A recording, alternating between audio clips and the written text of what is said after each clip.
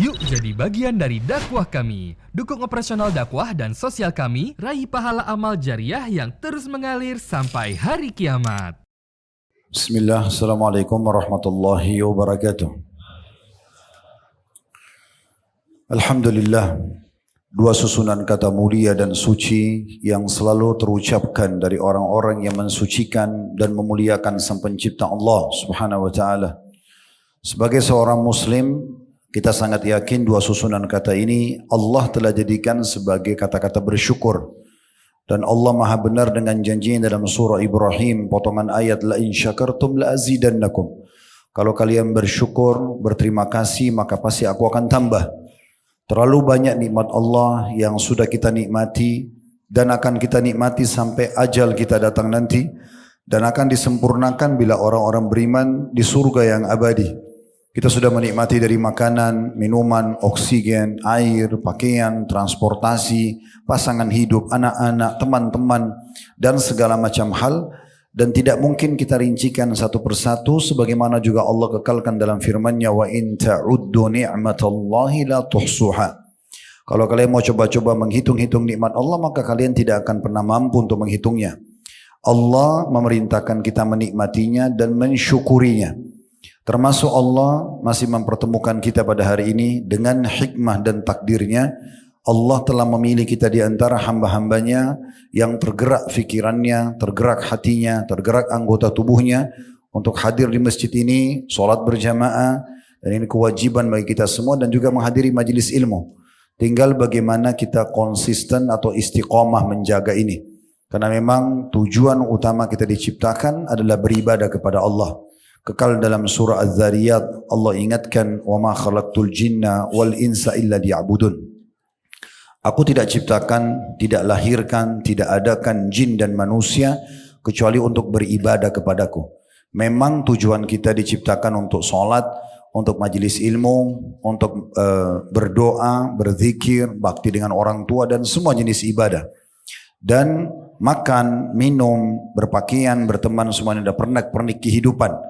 Maka kita memang harus fokus kepada kenapa kita diciptakan.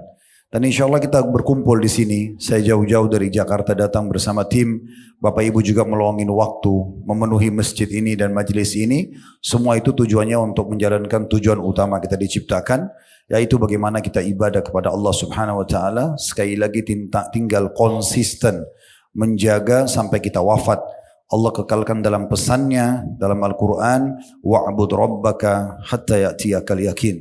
Sembahlah Tuhanmu, tunduk pada syariatnya, kerjakan semua perintah, tinggalkan larangan sampai datang kepadamu kematian. Selanjutnya kita panjatkan salam hormat kita kepada manusia yang Allah telah perintahkan untuk mengucapkan salam hormat kepadanya. Allah tutup risalah langit, tidak ada lagi nabi dan rasul sesudahnya.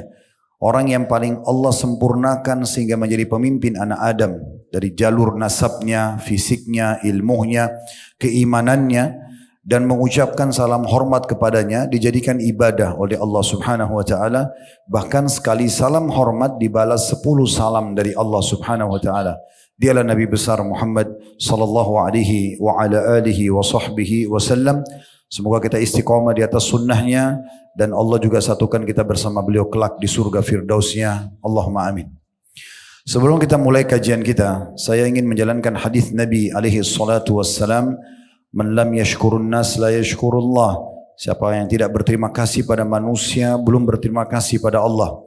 Saya mengucapkan jazakumullah khairan kepada semua teman-teman panitia yang menjadi penyebab kami datang ke sini. Semoga apa yang diharapkan dari kedatangan kami dimudahkan oleh Allah Subhanahu wa taala.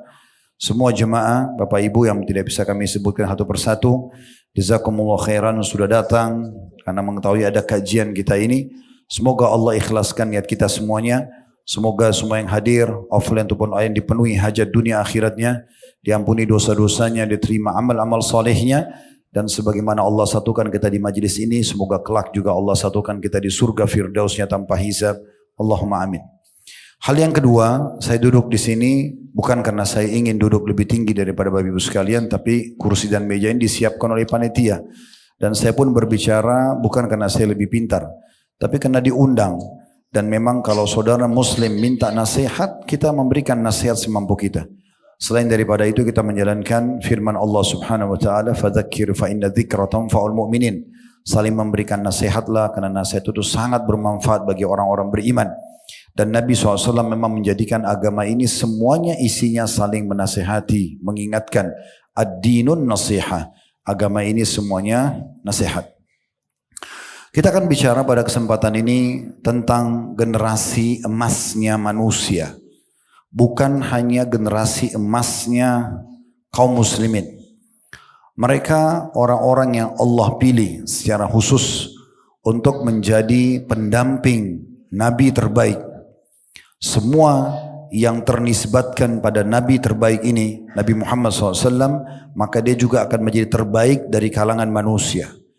Kalau Nabi Muhammad SAW bersabda tentang diri beliau, Ana sayyidu wala Adam wala fakhr. Aku adalah pemimpin anak Adam dan tidak ada kesombongan di situ. Berarti semua yang mendampingi beliau, yaitu para sahabatnya, adalah menjadi manusia terbaik setelah para nabi-nabi. Disepakati oleh ulama ahli sunnah wal jamaah bahwasanya Abu Bakar, Umar, Uthman, Ali dan sahabat-sahabat yang mulia adalah manusia-manusia terbaik sesudah para nabi-nabi. Tidak ada satupun di kalangan sahabat-sahabat Nabi yang lalu sebelum Nabi Muhammad SAW seperti sahabat Nabi Musa, Nabi Isa, Nabi Nuh, Nabi Saleh dan Nabi-Nabi yang lainnya yang mengalahkan kedudukan sahabat-sahabat Nabi Muhammad SAW. Mereka berharap kalau bisa menjadi sahabat-sahabat Nabi SAW. Seperti mana Nabi SAW mengatakan semua umat sebelum kalian berharap jadi kalian. Umat-umat yang lalu berharap bisa menjadi kita ini.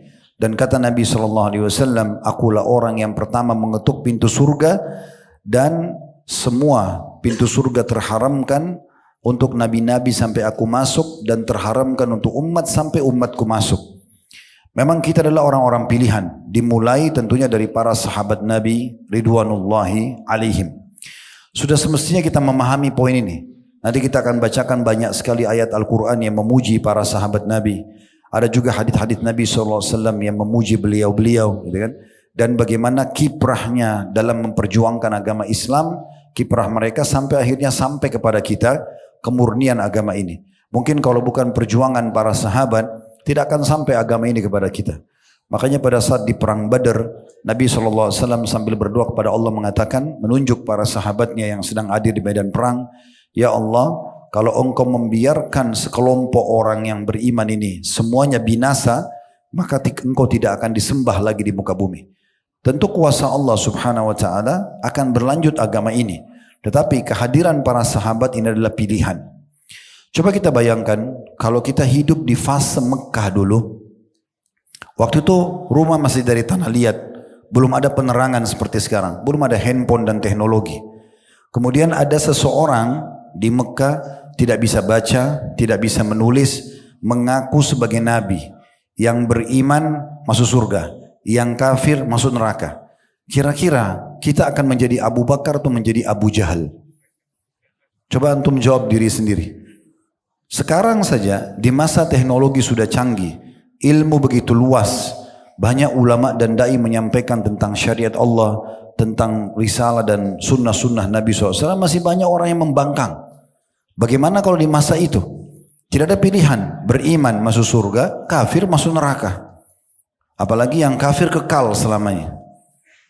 Maka dari keyakinan seperti inilah banyak lahir seperti Abu Jahal, Abu Lahab, Umayyah bin Khalaf, Abu Bukhturi dan banyak tokoh-tokoh Mekah yang akhirnya meninggal dalam keadaan kafir.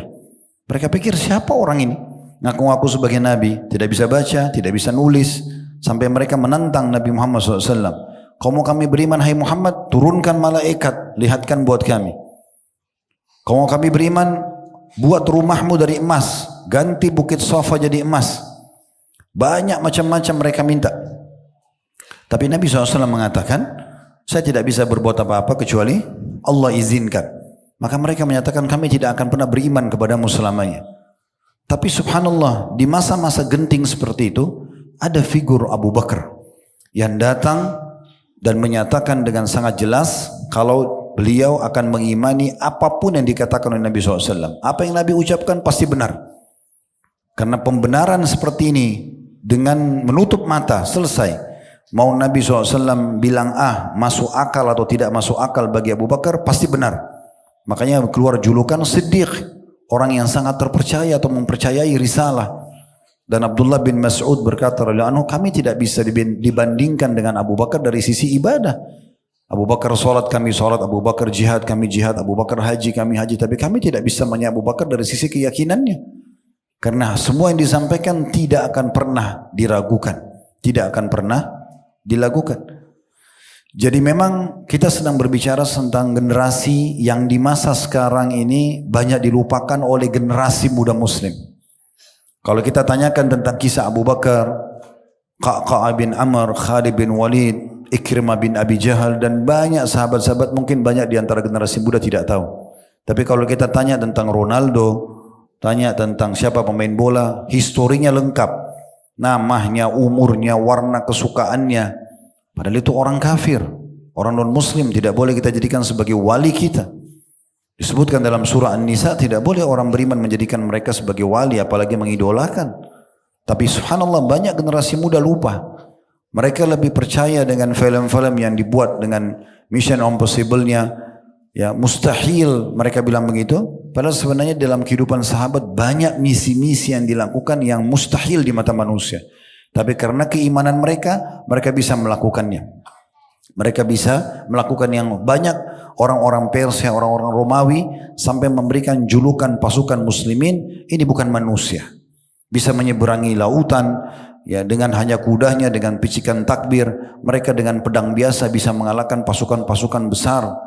Nanti kita coba sebutkan beberapa sekelumit kisah dari perjuangan para sahabat yang memiliki keyakinan kepada Allah Subhanahu wa taala. Orang-orang ini kalau kita cintai mereka, maka kita bisa bersama dengan mereka. Kata Anas bin Malik radhiyallahu anhu, tidak ada hadis Nabi sallallahu alaihi wasallam yang lebih membuat kami bahagia dibandingkan hadis Nabi pada saat menjawab seorang Arab Badui yang datang dan mengatakan, ya Rasulullah, saya tidak banyak amal, solat saya, puasa yang pas-pasan semuanya, tapi saya punya modal, saya mencintai Allah dan Rasulnya. Kata Nabi SAW, anta ma'aman ahbabt. Dalam riwayat lain, al-mar'u ma'aman ahbabt. Al-mar'u ma'aman ahbab. Ya, seseorang akan bersama dengan orang yang dia cintai. Maka kata Anas radhiyallahu anhu, tidak ada riwayat yang lebih kami cintai dari riwayat ini, karena memang aku sendiri mencintai Rasulullah SAW, mencintai Abu Bakar dan Umar, dan aku berharap dengan cinta ini aku bersama dengan mereka di surga walaupun amalku belum sama dengan amal mereka. Jadi memang ini adalah satu tiket yang sangat baik dengan mencintai para sahabat, menjadikan mereka sebagai idola, apalagi mereka orang-orang yang berinteraksi dengan Nabi langsung. Ya. Manusia yang paling pantas jadikan sebagai idola. Mereka bersalaman dengan Nabi, mereka berperang dengan Nabi, ada yang menjadi mertua Nabi, ada yang menjadi anak mantu Nabi, ada yang menjadi besan Nabi, ada yang menjadi ipar Nabi, ada yang menjadi penulis wahyu, ada yang memberikan makanan kepada Nabi SAW, menghadiahkan pakaian, mewakafkan tanah, dan sekian banyak perjuangan mereka yang kita tidak mungkin bisa meraih peluang itu karena kita lahir setelah meninggalnya Nabi SAW. Ini kemuliaan secara khusus. Jadi tujuan kita memilih tema ini sebenarnya adalah bagaimana kita kembali mau menyadarkan, terutama mulai dari saya dulu, baru generasi muda muslim, agar kembali kepada orang-orang pilihan ini. Sahabat-sahabat Nabi itu disebutkan definisinya oleh para ulama, terutama kita menukil perkataan Ibnu Hajar rahimahullah. Beliau mengatakan wa asahhu ma waqaftu alaihi min dzalik, dan yang paling sahih menurutku tentang definisi sahabat itu siapa? Anna sahabiyya man laqiyan nabiyya sallallahu alaihi wasallam mu'minan bihi wa mata 'ala al-islam fayadkhul fi man laqiyahu man talat mujalasatuhu lahu aw qasurat wa man rawa anhu aw lam yarwi wa man ghaza ma'ahu aw lam yaghzu wa man ra'ahu ru'yatan walau lam yujalishu wa man lam yarahu li'aridin kal'ama. Beliau membatasi, dan ini memang disepakati oleh ulama, kurang lebih hampir sama definisinya. Siapa sahabat itu? Adalah orang-orang yang bertemu secara langsung dengan Nabi SAW dalam keadaan beriman kepada beliau. Jadi sudah bertemu lalu beriman. Kemudian meninggal di atas agama Islam. Termasuk dalam definisi ini kata beliau adalah orang-orang yang lama ataupun sebentar bertemu dengan Nabi. Dan yang meriwayatkan hadis dari beliau atau tidak meriwayatkan. Yang ikut berperang bersama beliau atau yang tidak ikut berperang. Yang hanya pernah melihat beliau dan tidak pernah duduk bersama beliau. Bahkan orang yang tidak dapat melihat beliau karena satu halangan seperti kebutaan termasuk sahabat. Jadi kalau kita hidup di masa itu, sempat sekali aja ketemu dengan Nabi. Kita masuk Islam, lalu kita pergi. Gak pernah ketemu lagi sama Nabi sampai Nabi meninggal. Tetap kita dianggap sahabat.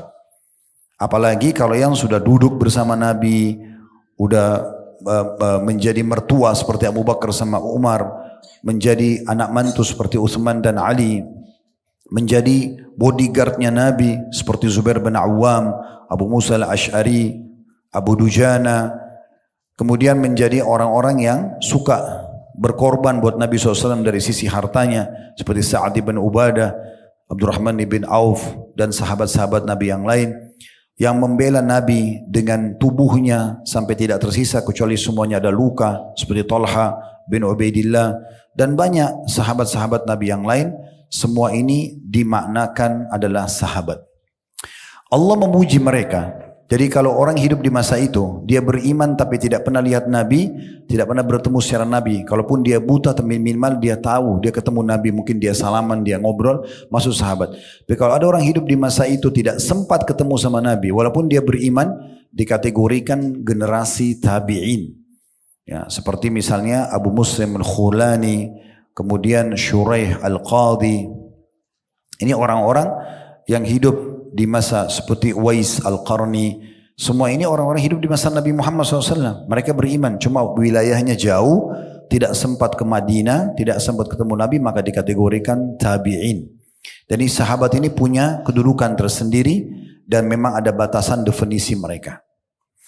Allah berfirman dalam surah At-Taubah tentang para sahabat. Ini sekelumit ayat-ayat Al-Quran yang kita coba cuplik, tentu tidak semuanya karena banyak.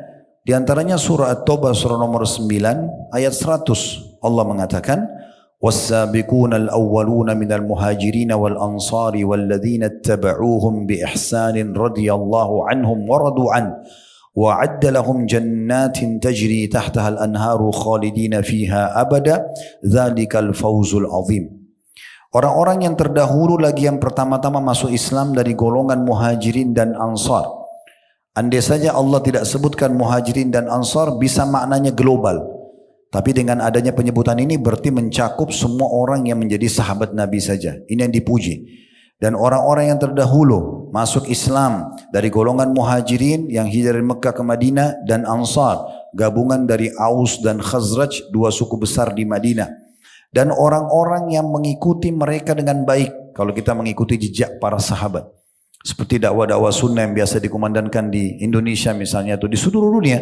Ayo kita ikuti Al-Quran dan sunnah sesuai dengan pemahaman salaf, sahabat. Salaf berarti sahabat. Orang-orang yang memang melihat wahyu itu turun, mendengarkan langsung dan belajar dari baginda Nabi SAW. Allah mengatakan siapapun yang mengikuti mereka, mempelajari sejarah hidupnya, menjadikan mereka sebagai idola. Kata Allah mengikutinya dengan baik. Maksudnya betul-betul dia mengidolakannya. Allah ridho kepada mereka dan mereka pun ridho kepadanya. Ridho ini kalau kita mau mendekatkan maknanya, kalau ada orang minta bantuan, kemudian misal contoh, dia minta tolong bantu saya 100.000, saya butuh transport untuk pulang. Terus kita kasih uang 50.000 atau 100.000, kita belum membuat dia ridho. Tahu apa yang dimaksud dengan ridho? Kalau ada orang minta bantuan, kita kasih kebutuhannya bahkan di atas kebutuhannya. Dia minta 100.000, kita kasih 1 juta. Mungkin dia cuma minta untuk bayar utangnya, kita kasih dia pekerjaan, kita kasih dia pakaian, sampai dia udah nggak bisa bilang apa lagi. Karena baiknya jasa kita. Nah itu namanya membuat orang ridho. Makanya dikatakan ridho Allah ada di ridho kedua orang tua. Maksudnya sampai orang tua sudah tidak bisa lagi menilai kebaikan kita. Karena tiap hari 24 jam kita sebagai anak tidak pernah berhenti memenuhi kebutuhan mereka sampai mereka sudah tidak tahu lagi terima kasihnya seperti apa. Itu namanya ridho. Allah bilang yang mengikuti para sahabat dengan baik maka Allah ridho kepada mereka. Dan mereka pun ridho kepada Allah.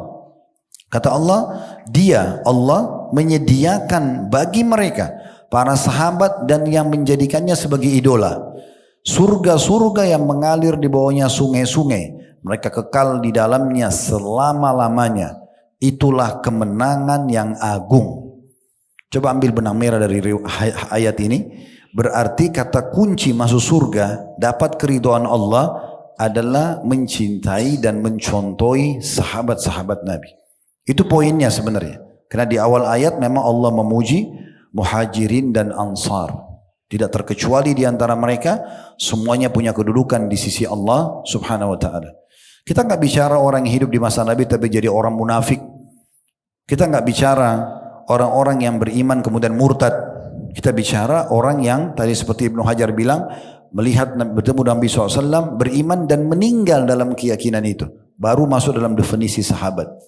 Kalau di akhir hidupnya dia sempat murtad, udah gak masuk dalam definisi sahabat. Seperti mani'uz zakah, orang-orang yang menolak membayar zakat setelah meninggalnya Nabi SAW. Munculnya pengikut nabi-nabi palsu, Musailam al-Kadzdzab, Al-Aswad al-Unsi, ya, itu semuanya tidak masuk dalam kategori ini. Dalam surah Al-Fatih, surah nomor 48 ayat 29, Allah juga memuji para sahabat-sahabat Nabi secara khusus. Bunyinya Muhammadur Rasulullah walladzina ma'ahu. Ini saksi bahasannya. Walladzina ma'ahu asyiddau 'alal kuffari ruhama'u bainahum tarahum ruk'an sujjadan yabtaguna fadlan minallahi wa ridwana simahum fi wujuhihim min athari sujud dzalika mathaluhum fit taurati wa mathaluhum fil injili kazar'in akhraja syat'ahu fa'azarahu fastagladha fastawa 'ala suqi yu'jibu az-zurra'a liyagida bihimul kuffar wa'adallahu alladhina amanu wa 'amilus solihati minhum maghfiratan wa ajran 'azima. Allah SWT mengatakan Muhammad benar-benar adalah utusan Allah sallallahu alaihi wasallam, dan orang-orang yang bersamanya, para sahabatnya, bersikap tegas terhadap orang-orang kafir. Ini boleh atau ini tidak boleh dalam agama. Tidak ada toleransi dengan orang kafir kecuali pada hal-hal yang dibolehkan dalam agama. Dan mereka berkasih sayang sesama mereka, maksudnya sama orang beriman. Engkau melihat mereka sibuk dengan ruku' dan sujud mencari karunia Allah dan mencari karunia dan keridhaan Allah. Tanda-tanda mereka tampak pada wajah mereka dari bekas sujud. Demikianlah sifat-sifat mereka dalam Taurat, dan sifat-sifat mereka juga disebutkan dalam Injil, yaitu seperti benih yang mengeluarkan tunasnya, lalu tunas itu menguatkannya sehingga menjadi besar dan tegak lurus di atas batangnya. Tanaman itu menyenangkan hati para penanamnya karena Allah hendak menjengkelkan hati orang-orang kafir dengan kekuatan orang-orang mukmin. Allah menjanjikan kepada orang-orang yang beriman dan mengerjakan amal soleh di antara mereka ampunan dan pahala yang besar. Dari ayat ini Allah memastikan ciri khasnya, ya, para sahabat, mereka terkenal orang-orang yang tegas dengan kekafiran dan mereka berlemah lembut sesama orang-orang beriman. Demikian pula disebutkan bagaimana perjuangan mereka saling mencintai, berkorban untuk saudaranya muslim, menjalin ukhuwah yang baik, dan juga meraih pahala dan mengejar surga dari para saudara-saudaranya sama muslim. Allah gambarkan dalam surah Al-Hashr, surah nomor 59 ayat 8 sampai ayat 10. Bunyinya, lil fuqara'il muhajirin alladhina ukhriju min diyarihim wa amwalihim yabtaguna fadlan minallahi wa ridwana يبتغون فضلا من الله ورضوانا وينصرون الله ورسوله أولئك هم الصادقون والذين تبوأوا الدار والإيمان من قبلهم يحبون من هاجر إليهم ولا يجدون في صدورهم حاجة مما أوتوا ويؤثرون على أنفسهم ولو كان بهم خصاصة ومن يوق شح نفسه فأولئك هم المفلحون والذين جاءوا من بعدهم يقولون ربنا اغفر لنا ولإخواننا الذين سبقونا بالإيمان ولا تجعل في قلوبنا غلا للذين amanu rabbana innaka raufur rahim. Artinya, harta diperuntukkan bagi orang-orang fakir dari golongan muhajirin yang diusir dari kampung halaman dan harta benda mereka. Mereka mencari karunia dan keridhaan Allah serta menolong agama Allah dan Rasulnya. Mereka itu adalah yang benar-benar imannya atau orang-orang yang benar imannya. Di sini Allah memuji Orang-orang muhajirin yang sampai meninggalkan hartanya, rumahnya, keluarganya dalam kondisi mereka hijrah untuk memperjuangkan agama. Dan orang-orang Ansar juga yang menyambut mereka di Madinah telah menempati Madinah dan telah beriman sebelum kedatangan para muhajirin. Mereka mencintai orang-orang yang hijrah kepada mereka. Mereka tidak menaruh keinginan dalam hati terhadap apa yang diberikan kepada muhajirin. Orang-orang Ansar tidak berharap ada unsur timbal balik. Dan mereka mengutamakan muhajirin atas diri mereka meskipun mereka juga memerlukannya. Barang siapa dijaga dari kekikiran dirinya, hilang sifat kikirnya, maka mereka itulah orang-orang yang beruntung. Dua potongan ayat ini, potongan yang pertama Allah puji para muhajirin dan harusnya kalau kita hidup di masa itu kita berkorban untuk para muhajirin, dan bagaimana orang Ansar menerapkan perintah Allah ini dengan cara mendahulukan muhajirin. Dari 70 orang yang hijrah ke Madinah, para sahabat Ansar memperebutkan agar orang-orang muhajirin tinggal di rumah mereka. Dan kalau seorang muhajir itu sudah punya kemampuan, mungkin sudah tinggal sebulan, 2 bulan, 6 bulan, setahun di rumah seorang Ansar, dan dia pamit untuk punya rumah sendiri, maka orang Ansar itu merasa sedih. Mereka menangis karena harus kehilangan membantu saudaranya Muslim. Sebagian ulama ada yang menarik hikmah dari potongan ayat ini. Kalau orang mau menilai kebenaran imannya mirip dengan sahabat, maka harusnya mereka seperti orang-orang Ansar, menyukai kaum muslimin yang datang kepada mereka, dan mereka membantu juga mendukung keislaman para teman-temannya atau sahabatnya itu. Dan mereka tidak perhitungan lagi, karena pelit bukan bagian dari sifatnya orang-orang beriman. Surga itu tempatnya orang dermawan. Islam mengajarkan kita selalu dermawan, tidak perhitungan dalam agama ini dan juga untuk saudara kita muslim. Dan orang-orang yang datang sesudahnya, potongan yang ketiga dari ayat, Allah memuji kita kalau kita mengikuti para sahabat. Orang-orang yang datang sesudah mereka, sesudah muhajirin dan ansar, mulai dari tabi'in sampai menjelang hari kiamat nanti. Dan orang-orang yang datang sesudah mereka, maksudnya muhajirin dan ansar, mereka berdoa, Ya Rabb kami, ampunilah kami, dan saudara-saudara kami yang telah dahulu beriman sebelum kami.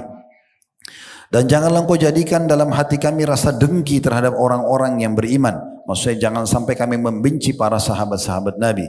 Ya Rabb kami, sesungguhnya engkau maha penyantun lagi maha penyayang. Di ayat ini dibagi menjadi 3 bagian. Allah memuji orang-orang muhajirin dan harusnya kita bantu mereka.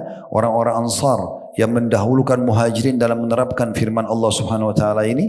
Sampai ada orang ansar itu pada saat mengetahui ada sahabat Nabi yang mau tinggal di dekat rumah Nabi, sementara waktu Nabi sudah pindah di Madinah dan sudah bangun Masjid Nabawi, semenjak itu sampai hari ini itu menjadi daerah paling eksklusif. Karena ada Masjid Nabi, ada rumah Nabi di situ. Maka orang berlomba-lomba tinggal di situ. Orang-orang Ansar saking cintanya dengan muhajirin, kalau ada muhajir pengen tinggal di dekat rumah Nabi sementara mereka punya tanah di situ, maka orang Ansar ini mengalah, dia hadiahkan tanah itu, kemudian dia pergi tinggal di pinggiran kota Madinah. Makanya Allah memuji mengatakan wa yu'thiruna ala anfusihim walau kana bihim khasasa. Mereka terus mendahulukan saudara-saudaranya muhajirin walaupun mereka itu membutuhkannya. Lalu kitanya disuruh mendoakan mereka. Kita mendoakan para sahabat Nabi dengan mengatakan Rabbana ighfir lana wa li ikhwanina alladhina sabaquna bil iman wa la taj'al fi qulubina ghillan lil ladzina amanu rabbana innaka raufur rahim. Dari potongan ayat doa ini, wa la taj'al fi qulubina ghillan lil ladzina amanu. Ini subhanallah kata sebagian ulama bantahan mutlak bagi orang-orang Syiah. Karena memang Allah memerintahkan kita berdoa agar jangan membenci para sahabat. Ya Allah, jangan engkau jadikan dalam hati kami benci kepada generasi sahabat itu. Memang orang beriman harus begitu. Mereka bukan hanya membenci, mencaci maki, mengkafirkan, menuduh dan segala macam. Kemudian dari hadis-hadis Nabi SAW sangat masyhur bagaimana Nabi mengingatkan kita tentang kedudukan sahabatnya. Sebagaimana beliau bersabda, dari hadis Abdullah bin Mas'ud radhiyallahu anhu di hadis Bukhari Muslim, khairun nasi qarni. Ketahuilah kalau kalian mau cari manusia yang paling baik dari sisi keimanan, dari sisi ilmu, dari sisi pengorbanan, dari sisi suri tauladannya, itu adalah generasiku yang hidup bersama aku. Maksudnya para sahabat. Karena syaratnya sahabat harus lihat Nabi, bertemu dengan Nabi.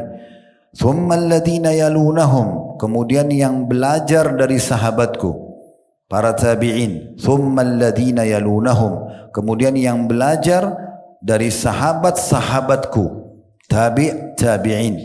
Thumma yaji'u min ba'dihim qaumun tasbiqu syahadatuhum aymanahum wa aymanuhum syahadatahum. Lalu kemudian akan datang generasi sesudah 3 generasi emas ini, sahabat tabi'in dan tabi'in, mereka menjadikan persaksiannya mendahului sumpah mereka. Maksudnya dusta, ya. Dan sumpah mereka mendahului persaksian mereka. Artinya mereka tidak mengikuti jejak para sahabat sehingga mereka memperjualbelikan agama ini. Dan ini yang dikenal dengan generasi 3 generasi emas dari kalangan muslimin.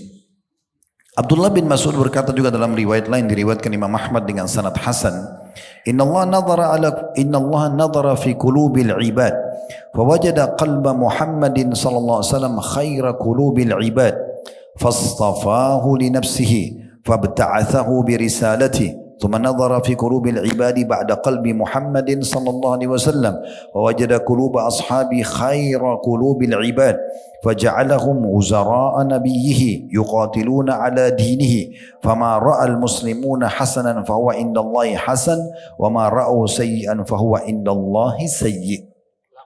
Sesungguhnya kata Abdullah bin Mas'ud, Allah melihat hati-hati para hamba. Maka Allah mendapati hati Muhammad sallallahu alaihi wasallam adalah hati yang paling bersih, paling baik, paling sempurna di antara seluruh hamba-hambanya. Maka Allah memilihnya sallallahu alaihi wasallam untuk dirinya dengan mengutusnya untuk membawa risalah yang terakhir. Kemudian Allah melihat hati-hati para hamba setelah hati Muhammad sallallahu alaihi wasallam. Lalu Allah mendapati hati para sahabatnya sebagai hati yang paling baik di antara seluruh hamba-hamba. Maka Allah menjadikan mereka para sahabat sebagai para penolong dan pendamping nabinya yang berjuang membela agamanya. Oleh karena itu apa yang dipandang baik oleh para sahabat maka ia baik di sisi Allah, dan apa yang dipandang buruk oleh para sahabat maka buruk juga di pandangan Allah. Ini tidak mengurangi tentu hak kausalitasnya Allah sebagai pencipta, tapi karena kedudukan mereka sangat tinggi, tidak kurang dari 13 hukum dan ayat Al-Quran itu turun karena pendapatnya Umar radhiyallahu anhu. Pendapatnya Umar meminta ya agar tawanan Badar dihukum mati. Turun ayat Al-Quran mendukung masalah itu dari kalangan orang-orang kafir. Begitu juga tentang pengharaman khamr ya, karena Umar merasa terganggu, dan sekian banyak yang berhubungan dengan masalah itu.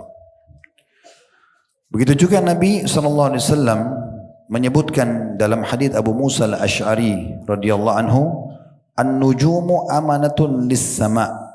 Ketahuilah kata Nabi SAW, bintang-bintang itu sebagai penjaga di langit. Fa'idha zahabatin nujumu atatis sama' ma tu'ad. Kalau bintang-bintang sudah lenyap, maka telah datang kepada langit apa yang dijanjikan padanya. Sudah terjadi kiamat. Wa ana amanatun di ashabi. Dan kata Nabi SAW, aku ini adalah penjamin dan penjaga sahabat-sahabatku.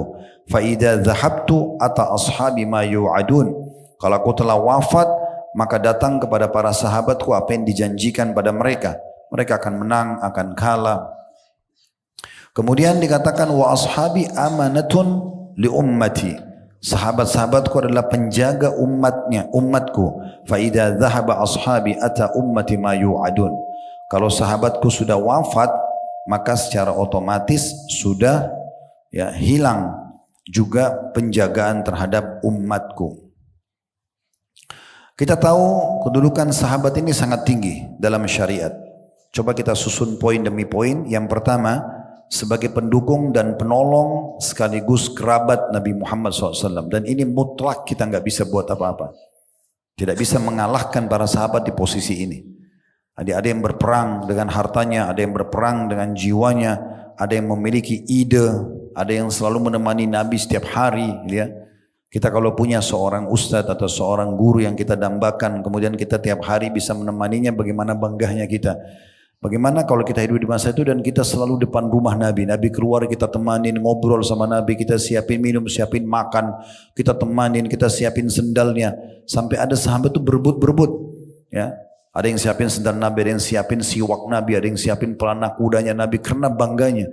Dan dikatakan dalam riwayat-riwayat yang sahih seperti penyampaian Na'im bin Mas'ud sebelum dia masuk Islam, dia menggambarkan bagaimana para sahabat Nabi SAW itu kalau melihat Nabi sedang jalan, mereka berlumba-lumba menaungi dengan pelapa-pelapa kurma supaya Nabi tidak kena dengan panas. Mereka tidak berani menatap wajah Nabi SAW karena wibawah Nabi SAW. Mereka mulia sekali. Ya, orang-orang seperti ini kita nggak bisa raih itu, peluang yang seperti itu. Ini peluang yang sangat mahal. Ya, disebutkan dalam sebuah riwayat, diriwayatkan oleh Al-Hakim dalam Kitab Mustadrak dan beliau mensahihkannya dari hadis Waim bin Sa'id radhiyallahu anhu, kata Nabi SAW, Inna Allah tabaraka wa ta'ala ikhtarani wa ikhtara li ashaban. Sesungguhnya Allah telah memilihku, kata Nabi SAW, maksudnya sebagai penutup para Nabi dan Rasul dan sebagai utusannya, dan memilihkan untukku sahabat-sahabatku. Ini bantahan mutlak bagi orang-orang Syiah yang mereka mencaci maki sahabat, seakan-akan mereka menganggap Nabi salah pilih teman. Perhatikan hadis yang sahih ini, Nabi bilang, dan Allah memilihkan sahabat-sahabat untukku. Berarti mereka yang terbaik. Faja'ala li minhum uzara. Ja'ala minhum, ya, faja'ala li minhum uzara'a wa ansaran wa ashara. Allah menjadikan dari kalangan sahabatku itu sebagai pembantuku. Maksudnya para menteri-menteri beliau, para penolong dan juga kerabatku. Orang-orang yang menjadi besan, ya, ipar gitu ya. Faman sabbahum fa'alaihi la'natullahi wal malaikati wan nasi ajma'in. Siapa yang coba berani-berani mencaci maki para sahabatku ini, maka pastikan dia akan kena laknat Allah, laknat malaikat dan laknat seluruh manusia. La yuqbalu minhu yaumal qiyamati sarfun wala adl. Tidak akan diterima di hari kiamat nanti siapa yang mencaci maki sahabat-sahabatku, baik amal wajib ataupun amal sunnah. Ini hadis Nabi SAW. Kita disuruh memuliakan mereka karena mereka penolong Nabi. Allah pilih mereka sebagai sahabat Nabi. Jadi kita harus memuliakan mereka. Yang kedua, Nabi SAW telah memohon kemuliaan, jaminan kebaikan dan ampunan untuk para sahabat. Sebagaimana disebutkan dari riwayat Sahal bin Sa'ad radhiyallahu anhu, di saat sedang digali khandak perang Ahzab. Dalam hadis Bukhari Muslim, beliau Sahal mengatakan, kunna ma'a Rasulillah sallallahu alaihi wasallam fil khandak. Satu hari kami sedang bersama Nabi SAW di parit, wa huwa yahfiru wa nahnu nanqulut turab. Nabi SAW menggali, lalu kami mengangkat tanah-tanah yang digali oleh Nabi SAW. Wa yamurru bina, Nabi SAW keliling melihat keadaan kami. Fayaqul, lalu beliau pun bersabda, Allahumma la aisha illa aishul akhirah, faghfir lil ansari wal muhajirah. Ya Allah, tidak ada yang kami kejar kecuali kehidupan akhirat, maka ampunilah seluruh ansar dan muhajirin. Nabi SAW doakan secara khusus dalam hadis Bukhari Muslim ini untuk pengampunan bagi mereka. Anas bin Malik juga meriwayatkan yang serupa, kanatil ansaru yaumal khandaq taqul. Orang-orang Ansar di hari Khandak, parit yang dibuat, itu berkata, nahnu alladhina baya'u Muhammada. Kami adalah kaum yang mendukung Muhammad alal jihadi ma hayina abada, untuk selalu berjihad membela agama yang dibawanya selama kami hidup selamanya. Fa ajabahum, maka Nabi SAW menjawab itu mengatakan, Allahumma la aisha illa aishul akhirah. Ya Allah, kami tidak ingin kecuali kehidupan akhirat. Fa akrimil ansara wal muhajirah, maka muliakanlah seluruh orang-orang Ansar dan juga orang-orang muhajir. Yang ketiga, Nabi SAW menjamin kebaikan dan keamanan dengan keberadaan mereka. Selama sahabat ada, kalau kita hidup di masa itu, walaupun Nabi sudah meninggal, kita mendapatkan jaminan kebaikan dan keamanan. Tapi kalau mereka sudah meninggal, berarti sudah tidak ada. Ya. Disebutkan dari hadis Wasilah bin Al-Asqa Al-Laythi radhiyallahu anhu, beliau mengatakan dalam hadis riwayat Tabarani dan juga Ibnu Abi Syaibah dan mereka mensahihkan, Kata Nabi SAW, la tazaluna bi khairin madama fikum man ra'ani wa sahabani. Ketahuilah senantiasa kalian berada dalam kebaikan selama di tengah-tengah kalian ada orang yang pernah melihatku dan bersahabat denganku.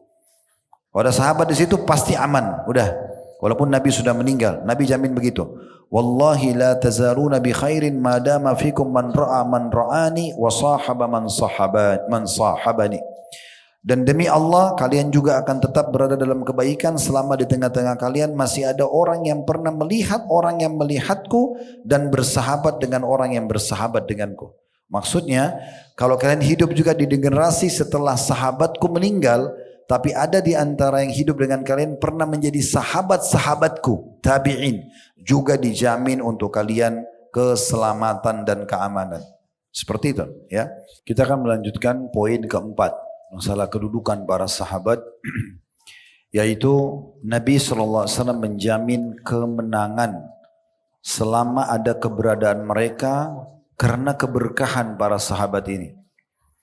Di dalam hadis Abu Sa'id Al-Khudri radhiyallahu anhu yang diriwayatkan oleh Bukhari Muslim, kata Nabi SAW, ya'ti 'alan nasi zamanun fayagzu fi'amun minan nas fayaqulun fikum man sahaba Rasulullah sallallahu alaihi wasallam fayaquluna na'am fayuftahu lahum. Kata Nabi SAW, akan datang nanti satu zaman, maksudnya setelah beliau meninggal, di mana ada sekelompok dari manusia berperang, berjihad di jalan Allah. Lalu berkatalah panglima perangnya, ada enggak di pasukan ini yang merupakan salah satu dari sahabat Rasulullah? Ternyata ditemukan di dalam pasukan itu ada beberapa sahabat Nabi. Maka karena keberadaan mereka Allah berikan kemenangan. Lalu kata Nabi SAW, "Tsumma ya'ti 'alan nasi zamanun fayagzu fi'amun minan nas." Lalu datang lagi waktu sesudah para sahabat meninggal, sekelompok dari kaum muslimin berperang. Lalu ditanyakan oleh panglima perang, ada enggak di pasukan ini yang pernah menjadi sahabatnya sahabat Rasulullah? Bukan lagi sahabat sudah meninggal, tapi tabi'in yang pernah menjadi sahabatnya sahabat Rasulullah. Maka ditemukan ada, dan karena keberkahan sahabat, karena mereka pernah bersahabat dengan sahabat Rasulullah, Allah berikan kemenangan. Lalu kata Nabi SAW, fayuftah lahum, Allah berikan kemenangan. Tsumma ya'ti 'alan nasi zamanun fayagzu fi'amun minan nas. Lalu datang lagi zaman sesudah generasi tabi'in itu meninggal semuanya. Lalu ada peperangan muslimin. Fayuqalu hal fikum man sahaba ashaba Rasulillah sallallahu alaihi wasallam. Ada enggak di pasukan ini yang pernah menjadi sahabatnya sahabat Rasulullah? Maksudnya tabi'in. Sahabat sudah meninggal nih. Muridnya tabi'in sudah meninggal. Tapi generasi yang datang ketiga setelah sahabat, tabi'in. Kata panglima perangnya, ada enggak di sini yang hadir di pasukan yang pernah menjadi sahabatnya sahabat Rasulullah? Berarti sahabatnya tabi'in. Muridnya tabi'in, maksudnya tabi'in. Maka ditemukan ada. Kata Nabi SAW, fayuftahu lahum. Maka Allah pun memberikan kemenangan karena kejadian tersebut. Jadi kita bisa bayangkan bagaimana keberkahan para sahabat. Allah berikan kemenangan selama ada orang-orang yang pernah menjadi sahabat Nabi, atau yang pernah menjadi sahabat-sahabat Nabi, atau sahabat Rasulullah. Ya, jadi semua Allah berikan kemenangan. Yang kelima, Allah menjadikan para sahabat sebagai saksi di muka bumi. Siapa yang mereka jadikan kesaksian orang baik, maka dianggap baik oleh Allah. Siapa yang mereka berikan kesaksian buruk, maka Allah juga menilainya buruk. Karena para sahabat ini umumnya udul, mereka terpercaya. Disebutkan dalam hadis Bukhari Muslim yang disampaikan oleh sahabat yang mulia Anas bin Malik radhiyallahu anhum. Beliau mengatakan, marru bi janazah. Satu waktu pernah ada jenazah yang melewatin, atau mereka sedang melewatin para sahabat, sekelompok ada jenazah yang sedang dilewatin oleh para sahabat Nabi. Fa'athnau alaihi khaira, fa'athnau alaiha khaira. Maka para sahabat memuji-muji jenazah itu, orang ini baik dan seterusnya. Faqala Nabi sallallahu alaihi wasallam wajabat. Maka Nabi SAW mengatakan dia telah dapatkan, jenazah ini dapat. Thumma marru bi ukhra, maksudnya wajabat, dia telah mendapatkan surga. Karena dipuji oleh para sahabat, jenazah itu dijamin masuk surga. Thumma marru bi ukhra, lalu lewat jenazah yang lain lagi, fa athnau 'alaiha syarra, maka para sahabat menilainya buruk, orang ini tidak baik dan seterusnya. Faqala wajabat, maka Nabi SAW mengatakan dia telah wajib masuk neraka. Faqala Umar bin Khattab radhiyallahu anhu, ma wajabat, kata Umar anhu, ya Rasulullah, apa yang dimaksud telah wajib baginya? Qala hadha athnaitum alaihi khaira fawajabat lahul jannah. Jenazah pertama karena kalian puji-puji kebaikannya, maka Allah wajibkan dia masuk surga karena pujian kalian, rekomendasi dari kalian.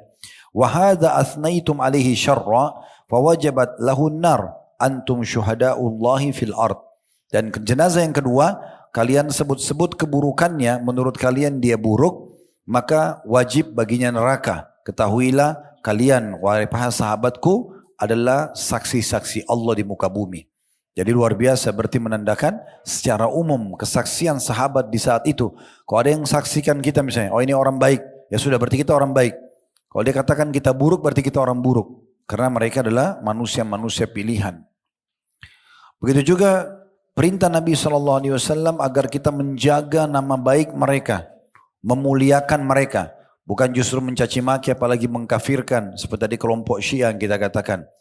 Karena Nabi SAW bersabda dalam sebuah hadis yang diriwayatkan Ibnu Majah dan Tirmidzi dari Umar bin Khattab radhiyallahu anhu, beliau mengatakan, Nabi SAW mengatakan, ihfaduni fi ashabi.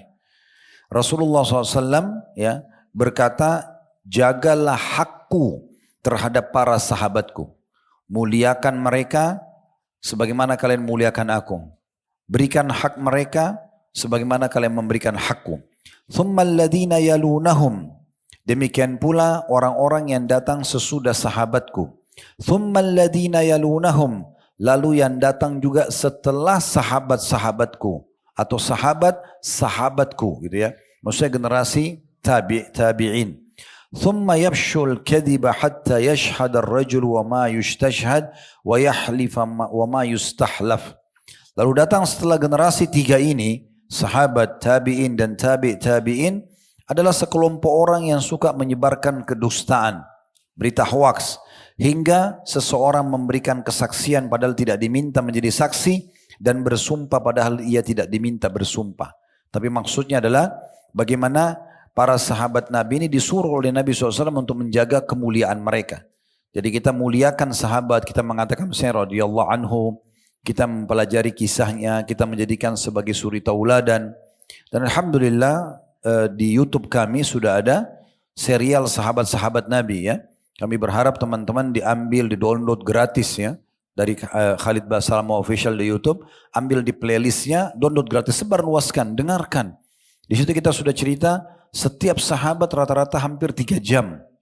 Kita bicara masalah biografinya, tentang namanya, nasabnya, background keluarganya, kemudian bagaimana dia sebelum Islam, bagaimana dia pada saat masuk Islam dan apa kiprahnya, serta kalau ada pujian Nabi SAW kepadanya kita sebutkan, dan juga kita melihat tausiah atau wasiat-wasiatnya para sahabat ini, selain kiprah-kiprahnya di medan jihad, di sedekah dan seterusnya, dan lalu kita ambil pelajaran-pelajaran dari kehidupan mereka. Dan alhamdulillah sekarang juga Allah mudahkan kami melanjutkan estafet ke serial Nabi-Nabi. Juga sudah ada insya Allah di YouTube ya. Dari kemarin kita beberapa bulan lalu sudah mulai serial Nabi Adam alaihissalam dan kita sudah terus lanjut Idris, Hud, Saleh, Shu'aib, Saleh, kemudian Ibrahim, kemudian kita sambung ke anak-anaknya Ishak, Ismail, Yaqub, Yusuf, dan terakhir kita membahas ponakan Nabi Ibrahim, Lut alaihissalatu wassalam. Terus kita lanjutkan insya Allah bulan depan ada serial tentang Nabi Shu'aib. Dan terus melanjut sampai Nabi Isa alaihi wassalatu wassalam. Ini juga sama biografi mereka, nasabnya, kemudian bagaimana Allah menobatkan jadi Nabi, bagaimana kisah kehidupannya, mukjizatnya. Ini perlu supaya kita betul-betul bisa menjadikan mereka sebagai suri tauladan. Sementara Nabi Muhammad SAW sudah ada di playlist YouTube kami lebih dari 40 episode bisa dipelajari dari masa sebelum beliau lahir sampai beliau meninggal alaihi wassalatu wassalam.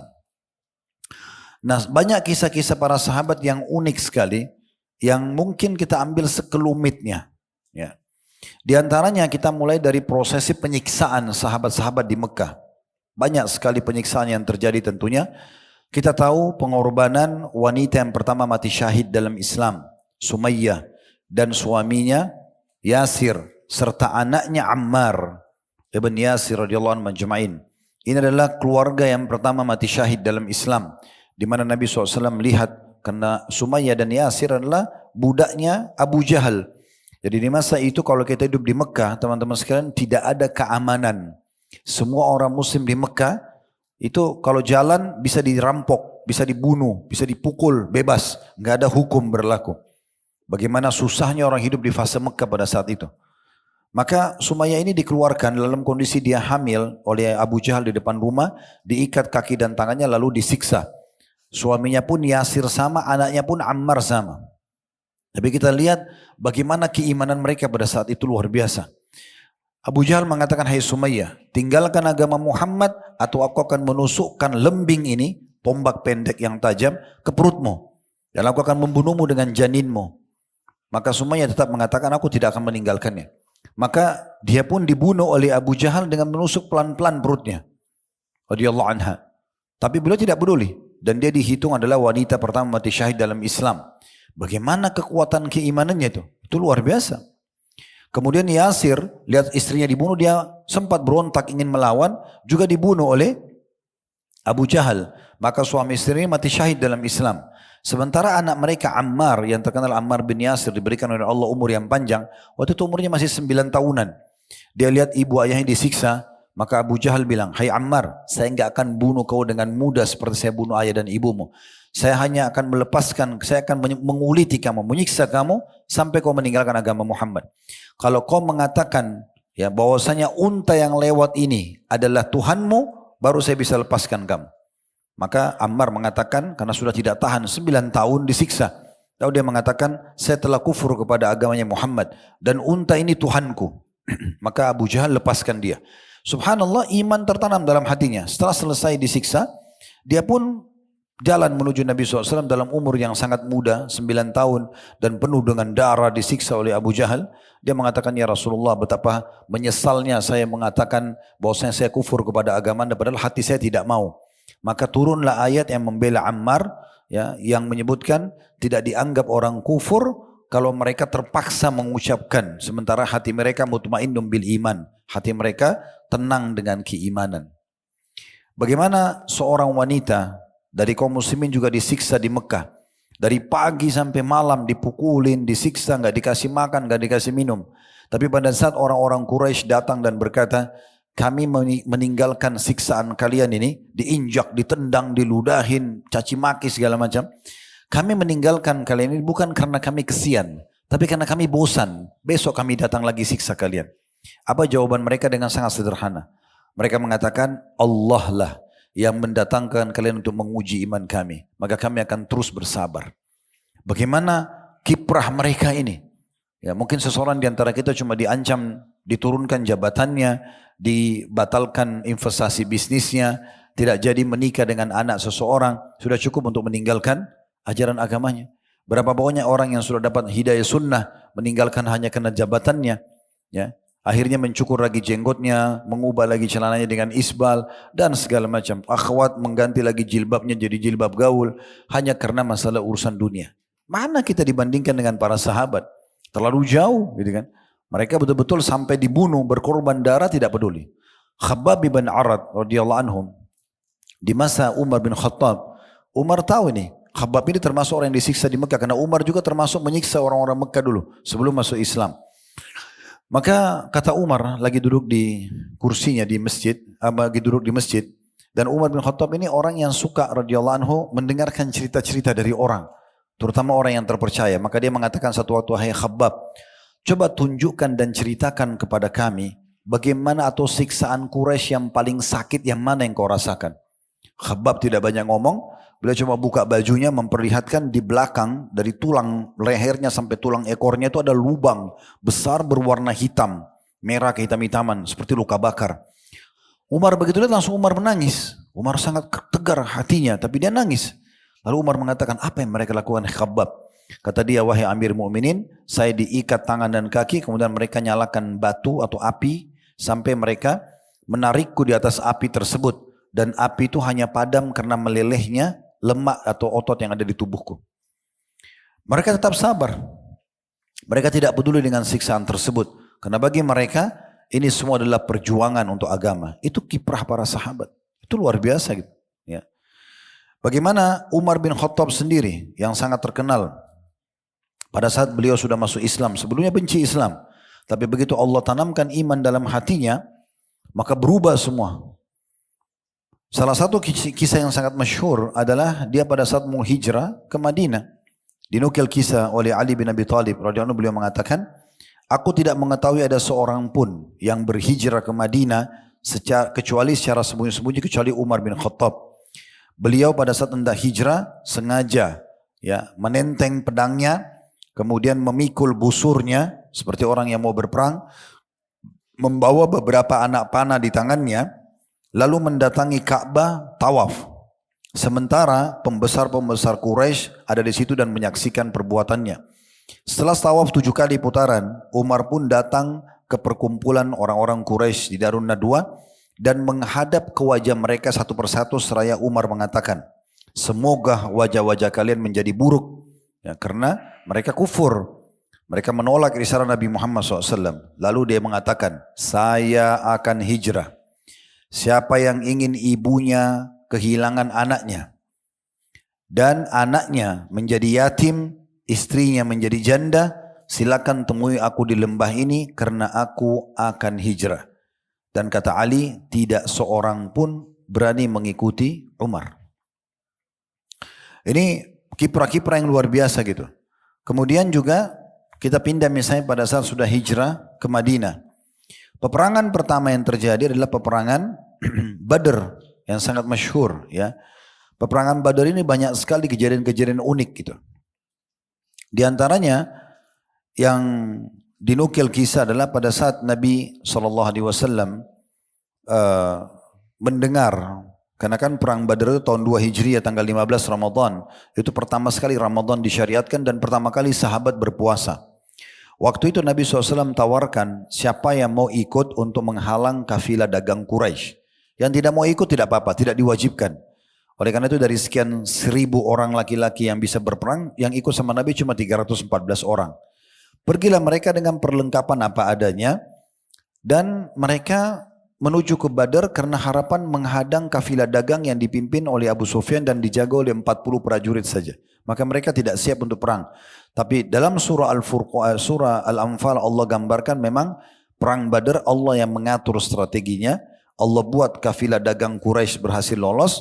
Tapi ada pasukan Mekah 1000 orang yang datang ke Badar dan terjadi peperangan besar antara 314 sahabat dengan 1000 orang Quraisy dan semuanya rata-rata pasukan perang. Nah waktu Nabi SAW mendapatkan informasi dari wahyu bahwasanya kafilah dagang lolos dan mereka akan perang, Nabi SAW bilang, wahai muslimin, telah sampai berita kepadaku kalau kafilah telah lolos. Di depan mata kita sekarang ada pasukan Quraisy. Berikan aku pendapat kalian. Abu Bakar lalu bilang, ya Rasulullah, jalan. Kami akan ikut apa yang anda inginkan. Anda suruh kami pulang ke Madinah, kami pulang ke Madinah. Anda suruh kami serang dan kejar kafilah dagang, kami kejar. Anda suruh kami menghadapi pasukan, kami akan hadapi. Nabi SAW terima kasih, lalu Nabi SAW mengatakan lagi, siapa yang mau menyampaikan pendapatnya? Lalu berdirilah Umar mengucapkan sama, Nabi terima kasih. Kemudian Nabi bilang, hai kaum, kasih pendapat kalian. Berdirilah banyak sahabat dari Muhajirin, belum ada dari Ansar. Dan di sini dalam riwayat yang sahih disebutkan Nabi SAW sedang ingin orang Ansar. Kenapa? Karena kalau Muhajir membalas Quraisy wajar karena mereka disakiti baru di Mekah. Tapi orang Ansar ini orang yang baru masuk Islam, tidak ada hubungannya sama Quraisy. Kalau mereka serang harus perangi Quraisy harus ada alasannya. Maka Nabi SAW terus mengulangi sampai akhirnya berdirilah sahabat yang mulia yang sangat masyhur Miqdad radhiyallahu anhu ya. Ada juga riwayat menyebutkan sebenarnya yang berdiri adalah Sa'ad. Lalu mengatakan, ya Rasulullah, seakan-akan anda sedang menginginkan kami orang Ansar. Kata Nabi SAW, benar. Maka dia pun mengatakan, ya Rasulullah, kami tidak akan menjadi seperti Bani Israel. Pada saat Musa alaihissalam mengajak mereka menyerang Palestina, mereka mengatakan, idhab anta wa rabbuka faqatila inna hahuna qaidun. Hai Musa, pergilah kamu berdua dengan Tuhanmu berperang, kami akan tunggu di sini. Tapi kami akan mengatakan, idhab anta wa rabbuka faqatila inna ma'akuma. Pergilah berperang hai Rasulullah dengan Tuhanmu dan kami akan berperang bersama kalian. Maka perkataan ini membuat Nabi SAW sangat gembira dan mengatakan, terimalah berita gembira karena sesungguhnya kita akan memenangkan peperangan. Dalam riwayat Mikdad juga berkata radhiyallahu anhu, dan sampai Abdullah bin Mas'ud bilang, saya berharap saya pemilik kata-kata itu. Karena waktu Nabi SAW bilang tadi, dia mengucapkan kata-kata itu. Dia mengatakan, ya Rasulullah, kami tidak akan mengucapkan seperti kaumnya Musa berkata, pergilah engkau berdua dengan Tuhanmu berperang. Tapi kami akan mengatakan, kami akan berperang di sisi kananmu, di sisi kirimu, dan di sekitarmu. Ya, semua itu diucapkan oleh Mikdad radhiyallahu anhum. Demikian pula kisah yang sangat masyhur tentang pembunuhan Abu Jahal di perang Badar. Waktu Abu Jahal masuk di perang Badar, ini subhanallah luar biasa. Nabi sudah sebutin waktu mereka ketawain Nabi, mereka sengaja taruh kotoran di leher Nabi pada saat Nabi SAW lagi sholat di Ka'bah. Maka Abu Jahal bilang sama teman-temannya, siapa yang mau menghinakan Muhammad, taruh kotoran unta di badannya. Maka berdirilah Abul Bukhturi dan beberapa teman-temannya lalu menyiramkan itu. Lalu mereka terbahak-bahak tertawa-tawa pada saat itu. Dan Nabi SAW mengatakan, sungguh Allah akan mematikan dan memusnahkan kalian.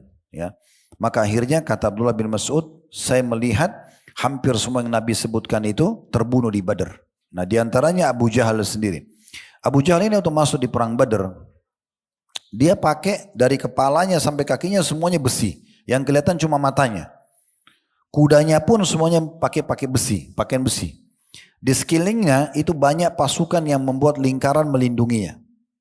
Abdurrahman bin Auf berkata, waktu saya sedang menyaksikan peperangan di depan mata saya, ada tiba-tiba dua orang anak muda yang sangat belia, yang sebelah kanan dan sebelah kiri. Lalu yang satu menyenggolkan tangannya kepadaku dan berkata, wahai paman, di mana Abu Jahal itu? Lalu aku berkata, apa urusanmu dengan Abu Jahal? Kata anak muda itu, kurang lebih umurnya antara 15-16 tahun, dia mengatakan, saya mendengar Abu Jahal menyakiti Rasulullah SAW. Dia pantas mati, saya ingin membunuhnya. Kata Abdurrahman, saya nanti kalau lihat saya akan sampaikan kepadamu. Lalu kata Abdurrahman, yang di sebelah kiriku juga mencoelku lalu mengatakan ucapan yang sama. Mana Abu Jahal?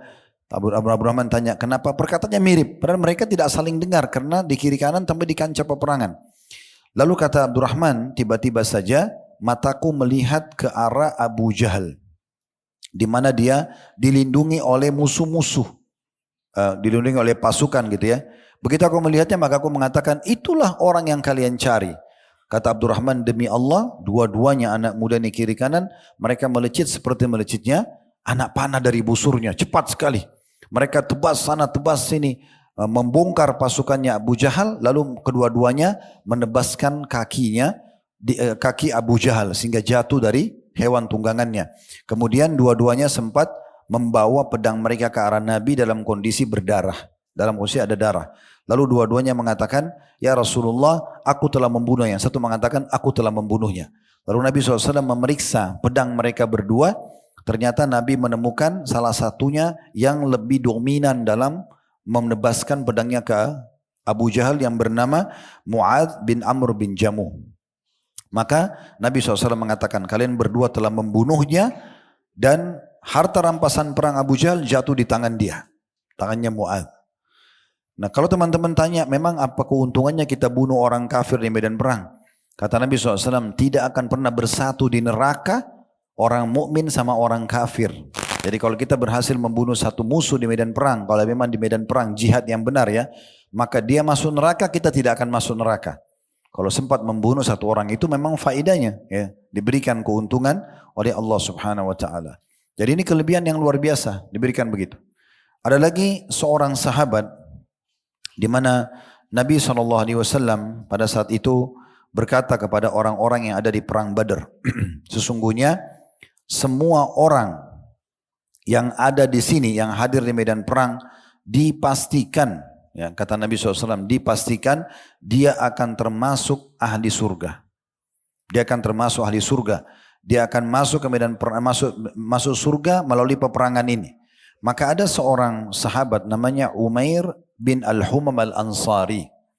Waktu dia dengar itu, dia mengatakan, ya Rasulullah, bakhin, indah sekali, indah sekali. Kata Nabi SAW, apa yang mendorongmu mengatakan indah sekali? Dia bilang, ya Rasulullah, saya hanya maju menyerang orang-orang kafir ini lalu saya terbunuh. Saya masuk surga yang luasnya seluas langit dan bumi. Kata Nabi SAW, iya. Maka dia pun mengatakan, bakhin ya Rasulullah, indah sekali. Kemudian dikatakan dalam riwayat ini, Umair radhiyallahu anhu lagi makan kurma. Lalu begitu dia makan setengahnya, dia bilang, kalau saya habiskan kurma ini masih lama hidup saya di dunia. Lalu dia membuang sisanya, lalu dia berperang sampai dia terbunuh mati syahid.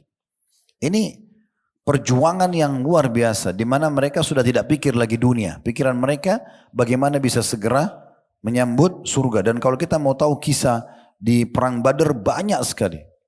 Kita ambil contoh lain, kisah perang Uhud misalnya. Kalau pernah dengar nama ini, alhamdulillah. Kalau tidak, maka Abdullah ibn Haram. Ini teman-teman sekalian, nama harus kita kenang baik-baik, karena ini adalah orang yang pertama mati syahid di perang Uhud. Perang Uhud terjadi hari Sabtu, tanggal 16 Syawal tahun 3 Hijriah. Hari Jumatnya sudah sampai informasi kepada muslimin kalau akan terjadi perang besok. Maka satu-satunya sahabat yang tidak tidur semalaman, Abdullah ibn Haram. Beliau semalam suntuk berdoa kepada Allah, minta bukan diberikan kemenangan, minta agar menjadi orang yang pertama mati syahid di perang Uhud. Dan Allah kabulkan. Kita bisa bayangkan, tidak usah bicara jihad. Kalau besok teman-teman ada tugas kantor, ada pekerjaan, yang lagi kuliah mungkin ada tugas mau kuliah, atau apalah ada acara pagi-pagi, mungkin kita akan istirahat secukupnya malamnya. Ini dia tahu besok mau perang, butuh energi yang full, ya. Tapi dia justru begadang minta agar Allah menjadikan dia orang yang pertama mati syahid. Maka Allah kabulkan. Setelah dikuburkan Abdullah bin Haram radhiyallahu anhu oleh anaknya Jabir, terkenal Jabir bin Abdullah, ya. Kalau antum baca hadis diriwayatkan dari Jabir bin Abdullah, ini anaknya. Maka Nabi SAW mengatakan, hai Jabir, waktu lewat habis kuburin ayahnya, mau enggak sampaikan berita gembira kepadamu? Kata Jabir, tentu ya Rasulullah. Kata Nabi SAW, ketahuilah semua orang yang mati syahid diajak bicara oleh Allah dari belakang hijab. Tidak ketemu sama Allah secara langsung, kecuali ayahmu. Tidak ada orang yang diajak bicara oleh Allah langsung kecuali Abdullah bin Haram. Karena semalam suntuk mohon kepada Allah agar dimatikan syahid. Lalu kata Nabi SAW, Allah berkata kepada ayahmu, ini kayak live Allah sampaikan melalui lisan Nabi Muhammad SAW. Kata Nabi SAW, Allah berkata pada ayahmu, mintalah wahai hambaku. Lalu kemudian ayahmu sempat mengatakan, apa yang saya inginkan? Ya Allah, setelah engkau selamatkan aku dari api neraka, masukkan aku ke dalam surga. Maka ayahmu terus saja dikatakan oleh Allah, minta Allah wahai hambaku, sampai ayahmu mengatakan, kalau begitu ya Allah, kembalikan aku ke dunia agar aku berperang dan terbunuh lagi. Ini kisah Abdullah bin Haram radhiyallahu anhu. Kisah yang masyhur yang lain yang dikenal dengan Ghasilul Malaikah. Orang yang dimandikan oleh malaikat, ya. Handalah radhiyallahu anhu. Beliau menikah di hari Jumat, hari Sabtu selepas subuh beliau biologis sama istrinya, belum sempat mandi, baru selesai hubungan biologis yang halal. Di hari Sabtunya terdengar di depan rumahnya ada utusan Nabi berbicara, wahai muslimin, laki-laki yang tidak ada udurnya semua wajib keluar ke Uhud untuk berperang. Maka langsung dia pakai baju perangnya, kemudian dia keluar dalam kondisi junub, lalu dia berperang dan sampai terbunuh. Waktu jenazah Uhud dikumpulkan di hadapan Nabi SAW, Nabi lihat, Nabi doain, Nabi lihat, Nabi doain, sampai tiba di jenazahnya Handalah. Nabi SAW alihkan matanya. Lalu kata para sahabat, ya Rasulullah, ada apa dengan Handalah? Kenapa anda mengalihkan pandangan anda? Apakah terjadi sesuatu yang buruk? Kata Nabi SAW, tidak. Aku diperlihatkan istrinya dari bidadari datang menjemputnya. Dan dia sekarang sedang dimandikan junub oleh malaikat. Makanya dikenal dengan Ghasilul Malaikah. Bagaimana mereka kiprah berharap matinya itu luar biasa. Dan Kisah-kisah seperti ini banyak sekali. Banyak sekali ya. Di mana para sahabat betul-betul mereka berperang, mereka penuh keyakinan. Dan ini sulit sekali untuk kita tarik di masa sekarang. Ya. Kalau pernah dengar nama Anas bin Nadhr radhiyallahu anhu, sahabat Nabi yang mulia. Ini tidak sempat hadir di Badr. Lalu dia dengar di perang Badar itu turun malaikat, Allah berikan kemenangan, banyak harta rampasan perang. Maka dia mengatakan, demi Allah, peperangan pertama Nabi SAW dengan Quraisy aku tidak hadir. Maka kalau Allah mudahkan lagi ada pertemuan dengan Quraisy, aku akan perlihatkan yang terbaik dari diriku. Udah, terjadilah perang Uhud. 1 tahun kemudian. Maka satu waktu, Ibnu Qami'ah ini orang Quraisy yang sempat menyerang Nabi waktu Nabi jatuh di dalam lubang. Menghantamkan pedangnya ke dua pundak Nabi dan Nabi mengatakan saya merasakan sakitnya selama sebulan. Lalu kemudian dia dipukul mundur oleh muslimin terutama Talha bin Ubaidillah. Pada saat dia masuk di kancah peperangan dia temukan Mus'ab ibn Umair. Ini pemegang bendera Nabi dan memang dia orang sangat tampan. Mirip dengan Nabi. Rambutnya hampir mirip, postur tubuhnya, kulitnya. Lalu Ibnu Qami'ah membunuh Mus'ab. Sampai bendera muslimin jatuh. Dan dia sebarkan berita kalau dia telah membunuh Nabi SAW. Ini seperti virus di kancah peperangan. Semua sahabat banyak meletakkan pedangnya termasuk dua sahabat yang pemberani Umar bin Khattab dan Sa'ad bin Mu'ad. Mereka duduk di kancah peperangan meletakkan pedang mereka. Waktu Anas bin Nadhr lihat itu, Anas bin Nadhr lihat muslimin sudah kendor nih. Maka dia sendiri memicu kudanya sempat lewat di depannya Umar. Lalu Umar mengatakan, hai Anas, kau mau kemana? Kata Anas, saya mencium bau surga di Uhud. Ini tinggal tunggu ditebas musuh masuk surga. Apa yang ditunggu? Kata Umar, tapi Rasulullah SAW telah terbunuh. Maka Anas bin Nadhr kata Umar setelah peperangan dia ceritakan pada Nabi. Dia mengatakan, ya Rasulullah, Anas mengucapkan kata-kata membangkitkan kembali semangat kami. Dia mengatakan kalau memang Rasulullah SAW terbunuh, maka bangkitlah supaya terbunuh dengannya. Maka aku dan Sa'ad berusaha mengejar Anas. Tapi kami tidak mampu mengejarnya karena cepatnya dia masuk ke arah musuh. Satu orang menembus 2.800 pasukan Quraisy. Sampai selesai perang tidak ditemukan kecuali jempolnya saja. Dan itu yang kenal saudara perempuannya. Karena dicabik-cabik oleh musuh. Gitu kan. Jadi begitu luar biasa kiprah mereka. Amr bin Jamuh, sahabat Nabi yang mulia, pincang kakinya. Waktu perang Badr, dia mau ikut berperang. Kemudian anak-anaknya datang dan mengatakan, tadi anaknya dia yang membunuh Abu Jahal, Mu'adh ibn Amr bin Jamuh. Maka Amr bin Jamuh ingin berperang. Anak-anaknya datang mengatakan, ya Rasulullah, ayah kami pincang, jangan diizinkan. Nabi enggak izinkan waktu perang Badr. Karena orang pincang punya udur seperti orang buta. Waktu perang Uhud, anak-anaknya datang lagi mengatakan, ya Rasulullah, jangan izinkan ayah kami. Maka dia mengucapkan kata-kata yang membuat Nabi enggak menolak dia. Kata Amr bin Jamuh, ya Rasulullah, apakah kedua kaki pincangku ini menghalangiku masuk ke dalam surga? Izinkan aku berperang. Maka Nabi SAW izinkan. Lalu dia mengatakan, ya Rasulullah, apakah nanti kalau aku masuk ke dalam surga, kakiku ini akan sembuh? Aku tidak pincang lagi? Kata Nabi SAW, iya. Maka dia pun berperang sampai terbunuh. Kebetulan dia memang besannya Abdullah ibn Haram tadi. Ya, besan, dikubur satu kuburan. Dan waktu dia terbunuh, Nabi SAW mengatakan, sungguh aku diperlihatkan dia berjalan di surga dalam kondisi kakinya sudah utuh. Kakinya sudah utuh. Kisah Abu Dujana radhiyallahu anhu yang sangat masyhur dalam kiprah mereka dalam peperangan yang luar biasa itu ya. Waktu Nabi SAW melihat pasukan musuh sudah akan berhadapan dengan muslimin di Uhud, maka beliau mencabut pedang. Kemudian beliau mengatakan, siapa yang akan memberikan haknya Allah dan Rasulnya di pedang ini? Maka kata Hamzah, saya ya Rasulullah, paman Nabi yang paling pemberani dikenal dengan singa Allah. Dia langsung mau ambil, Nabi tarik. Lalu Nabi bilang, siapa yang mau memberikan pedang, memberikan hak pedang ini? Berdiri Ali bin Abi Thalib, sepupu Nabi, terkenal pemberani sekali. Dia juga mau menarik pedang. Nabi tarik, tidak dikasih. Nabi ulangi lagi, siapa yang mau memberikan hak pedang ini?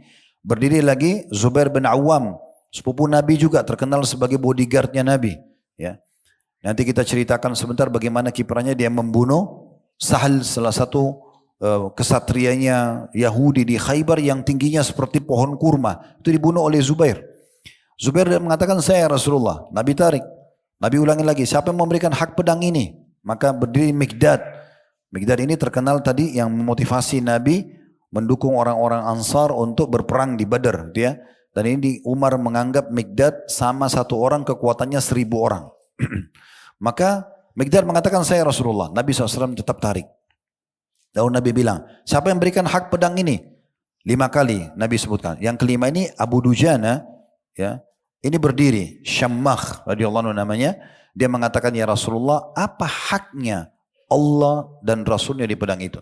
Ini yang Nabi ingin, tanya dulu, jangan langsung main ambil. Maka kata Nabi SAW, engkau mengambil dan engkau hantamkan ke musuhmu sampai patah pedang ini. Kata Abu Dujana, saya ya Rasulullah. Maka dia dikasih pedang, kemudian dia keluarkan imamah berwarna merah. Ini tandanya kalau masa itu di orang-orang Arab berarti akan mati. Dia nggak mau pulang dari medan perang. Kalau sudah pakai imamah merah berarti dia siap mati. Dia pakai lalu kemudian dia tunjukkan keterampilan pedang di hadapan musuh. Belum berperang nih, tapi dia juga perang. Lalu Nabi SAW melihat, Nabi bilang, sesungguhnya cara seperti ini, itu kan sombong ya, tunjukkan keterampilan pedang. Cara seperti ini dibenci oleh Allah, kecuali di tempat ini. Di depan musuh boleh tunjukkan keterampilan kita, supaya musuh jadi takut, jadi ciut gitu ya. Lalu kemudian Zubair bin Awam berkata dalam sebuah riwayat, saya kena penasaran, kok saya nggak dikasih pedang itu? Kok Abu Dujana dikasih oleh Nabi? Saya mau tahu bagaimana Abu Dujana memberikan hak Allah Rasul di pedang itu. Lalu kemudian Abu Dujana tebas sana, tebas sini, banyak korban. Tapi korban itu normal, semua orang bisa lakukan gitulah. Zubair merasa dia juga bisa lakukan. Sampai dia bilang, saya melihat ada satu di pasukan Quraisy, orang yang melukai muslimin. Badannya tinggi besar, topeng besinya semua menutupi badannya, kecuali matanya. Dan dia punya pedang yang panjang. Dia menebas sana, menebas sini. Saya berdoa sama Allah supaya Allah pertemukan dengan Abu Dujana. Maka Abu Dujana pun akhirnya dipertemukan oleh Allah dengan kesatria itu. Terjadilah duel yang sangat dahsyat. Kata Zubair, saya menyaksikan itu. Padahal Zubair ini orang pemberani. Yang saya menyaksikan itu, pada saat terjadi duel, terus saja duel sampai Abu Dujana berhasil membelah 2 orang itu. Dengan pedang Rasulullah SAW dibelah 2. Tak tahu bagaimana kerasnya pukulan itu sampai membelah 2 dari pundaknya sampai ke bawah. Dan akhirnya Abu Dujana sempat membuka topi besinya dan melihat ke arah Zubair sambil mengatakan, bagaimana pendapatmu? Rupanya dia tahu kalau tadi Zubair mengikutinya. Maksudnya bukankah aku sudah memberikan hak Allah dan Rasul di pedang ini? Nah seperti itu kiprah mereka. Persaingan mereka adalah persaingan bagaimana mendapatkan yang terbaik. Mendapatkan yang terbaik, bukan hal-hal yang biasa gitu ya, hal-hal yang luar biasa yang mereka lakukan. Kita tahu ini kalau kita mengambil kisahnya banyak sekali. Di perang Khandak juga begitu. Khandak itu sangat dalam, sangat lebar. Kuda nggak bisa loncat. Ada banyak riwayat menyebutkan lebarnya sekitar 7 meter. Ada yang mengatakan 8 meter, dalamnya 3 sampai 4 meter sehingga kuda nggak bisa lewat. Tapi ada kesatria Quraisy. Umurnya 80 tahun namanya Amr bin Wud. Orang ini terkenal tidak pernah ada yang kalahkan. Dia duel, badannya kuat, dia penunggang kuda yang sejati, berhasil loncati parit. Begitu dia lewat di situ langsung dia teriak-teriak. Dia mengatakan, wahai muslimin, jangan keroyoki saya, duel. Gitu kan. Begitu lihat Amr bin Wud, nggak ada sahabat yang berdiri. Lalu dia mengatakan, saya sudah lama menunggu tapi tidak ada yang menantang atau menjawab panggilan saya. Lalu Ali bin Abi Thalib mengatakan, izinkan saya Rasulullah. Kata Nabi SAW, hai Ali, ini adalah Amr bin Wud. Saya bukan tandinganmu. Ali waktu itu masih 19-20 tahun umurnya, masih muda. Ini sudah 80 tahun senior sekali. Dan orang semua tahu keterampilan. Tidak pernah duel orang mengalahkan dia. Lalu dia bilang, hai muslimin, saya lihat kalian mengatakan korban kalian akan masuk neraka. Kalian sendiri kalau mati kalian masuk surga. Kenapa tidak ada yang mau menantang saya? Maka Ali mengatakan, ya Rasulullah izinkan saya. 2-3 kali Nabi masih tahan, akhirnya Nabi izinkan sesudah itu. Intinya Ali bin Abi Thalib maju. Kemudian bertanyalah Amr bin Wud pada saat itu. Dia bilang begini, siapa kamu wahai anak ponakan anak saudaraku? Lalu kata Ali, saya Ali. Dia kira tadinya Ali bin Abdul Manaf. Itu ada satu orang yang sepuh seumur dengan Amr bin Wud dan keterampilan perangnya juga oke gitu. Kata Ali bin Abi Thalib, bukan, saya Ali bin Abi Thalib. Kalau Abu Thalib masih hidup, Amr bin Wud masih lebih tua. Ya. Berarti ini ponakan yang jauh. Dia bilang, sudahlah, hai ponakanku pergilah, jangan melawan saya, nanti saya tidak mau membunuhmu. Kata Ali, hai Amr bin Wud, saya dengan kekuatan imannya masih muda, 20 tahunan. Dia bilang apa? Wahai Amr bin Wad, saya mendengar engkau kalau ditawarkan dua perkara, engkau akan pilih salah satunya. Kau tidak akan mundur. Kata Amr bin Wad, benar. Kata Ali, kalau gitu yang pertama saya ajak kamu masuk Islam.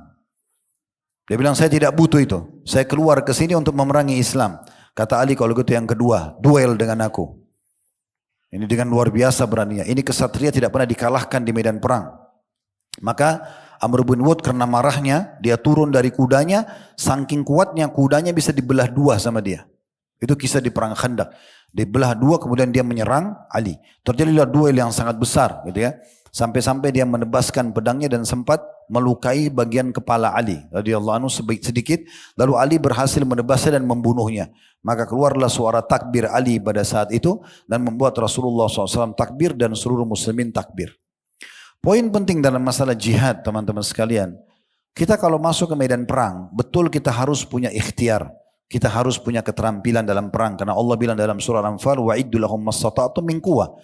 Siapkan yang dari kemampuan kalian untuk menghadapi musuh-musuh Allah. Turhibuna bihi aduwallahi wa aduwakum. Untuk menakut-nakuti musuh Allah dan musuh kalian. Tetapi yang perlu kita garis bawahi, kalaupun kita berhasil membunuh musuh, menawan musuh itu bukan kita. Tapi Allah subhanahu wa ta'ala. Makanya Allah sebutkan dalam Al-Quran, فَلَمْ تَقْتُرُهُمْ وَلَكِنَّ اللَّهَ قَتَلَهُمْ. Wahai muslimin, wahai nabi, kalian tidak membunuh musuh-musuh kalian. Tapi Allah lah yang membunuh mereka. وَمَا رَمَيْتَ إِذْ رَمَيْتَ وَلَكِنَّ اللَّهَ رَمَى. Dan pada saat engkau melempar, bukanlah kau yang melempar, tapi Allah yang melemparnya. Berapa banyak sahabat yang berikan kesaksian di perang Badar pada saat mulai berusaha untuk membunuh musuh, ternyata kepala musuh sudah terbang, dibunuh oleh para malaikat. Jadi bukan kita sebenarnya, ya. Dan juga orang-orang yang masih khawatir dengan masalah berjuang di jalan Allah ini karena mereka masih berpikir seperti orang yang masih hidup. Oh, nanti bagaimana kalau kepala saya ditebas, nanti bagaimana kalau perut saya ditusuk, nanti kalau dada saya ditusuk bagaimana, sakit enggak? Itu kalau kita berpikir dengan akalnya orang hidup. Kalau kita mau berani supaya kita bisa mati syahid teman-teman, kita harus tahu prosesi kematian cuma satu. Orang yang ditabrak kereta api kepalanya hancur, orang yang tenggelam di lautan badannya dicabik-cabik oleh ikan, orang yang meledak di pesawat tidak ditemukan satu potong badannya pun, dan orang yang mati di atas ranjang sama saja. Mereka melalui prosesi sakaratil maut, pencabutan ruh. Nggak ada lagi orang yang ditabrak kereta api bilang aduh kepala saya sakit, atau misalnya dicabik-cabik ikan badannya kena tenggelam, aduh badan saya sakit, atau meledak di pesawat, aduh panas. Nggak ada lagi orang yang mati merasakan itu. Yang mereka rasakan cuman malaikat mencabut ruhnya. Dan kata Nabi SAW cuma dua keadaannya. Kalau bukan ya, orang beriman, kalau dia orang beriman maka akan mudah ruhnya keluar dari tubuhnya seperti air dari mulut kendi. Kalau dia orang kafir akan sulit keluar seperti ya bulu domba yang dililitkan di pohon berduri lalu ditarik dengan keras sehingga berantakan bulu domba itu. Jadi tidak ada lagi teman-teman kita yang di Palestina yang dibom itu lalu kesakitan, aduh kepala saya sakit, itu gak ada. Justru mereka merasakan hal yang berbeda, dicabutnya ruhnya oleh malaikat dan sudah mereka masuk ke dalam surga. Waktu Hamzah terbunuh radhiyallahu anhu di perang Uhud dan itu dimutilasi, dipotong hidungnya, dibelah dadahnya, dikeluarkan jantungnya. Apa kata Nabi SAW waktu lihat jenazahnya? Beliau mengatakan, saya diperlihatkan Hamzah bertelekan di dipan-dipannya di surga. Waktu sepupu beliau Ja'far bin Abi Thalib terbunuh di perang Mu'tah di Jordania, itu Ja'far bin Abi Thalib terpotong kedua tangannya di medan perang. Kata Nabi SAW, aku diperlihatkan sekarang Ja'far sedang terbang mengelilingi surga bersama para malaikat, kedua tangannya diganti oleh Allah dengan sayap. Makanya dapat julukan Ja'far At-Tayyar. Begitu memang ceritanya teman-teman sekalian. Dan ini bukan rekayasa cerita, ya, tapi sesuatu yang pasti memang terjadi. Tadi saya janjikan Zubair bin Awam di perang Khaybar, keluarlah satu orang kesatrianya namanya Yasar, ya, bukan Sahal tapi Yasar. Tadi saya salah sebut, saya bilang Sahal tapi dia Yasar. Yasar ini digambarkan tingginya sama dengan pohon kurma. Pohon kurma itu rata-rata 2,5 meter lah, ya. Sampai waktu dia keluar, Nabi SAW mengatakan, berapa kira-kira menurut kalian tingginya? Karena sudah sama dengan tinggi pohon kurma waktu dia keluar. Besar, kekar sekali. Lalu keluarlah Zubair bin Awam untuk melawannya. Ibunya Zubair namanya Sofia binti Abdul Muttalib. Tante Nabi SAW mengatakan, ya Rasulullah, apakah anakku akan terbunuh sekarang di sini? Kata Nabi SAW, tapi anakmu akan membunuhnya insya Allah. Maka terjadi duel yang sangat dahsyat luar biasa. Tanpa disangka, Zubair berhasil menebas dan membunuh Yasar. Dan pada saat terbunuh, kata Nabi SAW, semua nabi-nabi punya bodyguard, pengawal khusus, dan pengawalku adalah Zubair bin Awam. Dan Zubair ini memang dididik oleh ibunya.